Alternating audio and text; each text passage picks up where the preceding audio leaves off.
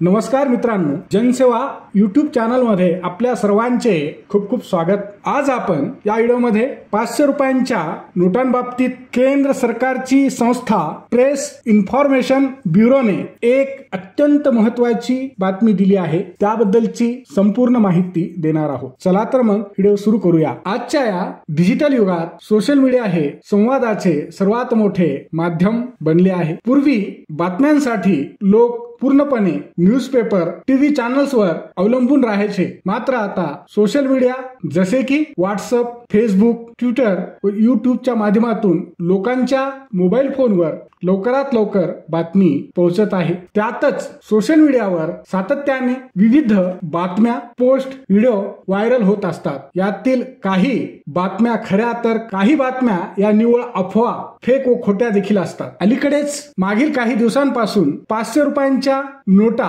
बंद होणार म्हणजे चलनातून बाद होणार असल्याची जोरदार चर्चा सुरू आहे। सोशल मीडियावर याबद्दलच्या अनेक बातम्या फिरत आहेत। त्यातच YouTube वरील एका व्हिडिओमध्ये असा दावा करण्यात आला आहे की 2026 पर्यंत 500 रुपयांच्या नोटा बंद केल्या जातील। मागील काही दिवसांपासून हा व्हिडिओ मोठ्या प्रमाणात व्हायरल होत आहे। कॅपिटल टीव्ही नावाच्या YouTube चॅनलने एक व्हिडिओ शेअर केला आहे, ज्यामध्ये असे म्हटले आहे की reserve bank of India March 2026 पर्यंत 500 रुपयांच्या नोटा चलनातून बाद करणार आहे। यामुळे नागरिकांमध्ये संभ्रम आणि भीतीचे वातावरण निर्माण झाले आहे। तुम्ही देखील तो व्हिडिओ पाहून काळजी करत असाल तर अजिबात घाबरण्याची गरज नाही, कारण केंद्र सरकारने हा दावा खोटा असल्याचे सांगून रिझर्व्ह बँक ऑफ इंडियाने अशी कोणतीही घोषणा केली नसल्याचे स्पष्टपणे सांगितले आहे। सरकारची सत्यता तपासणी करणारी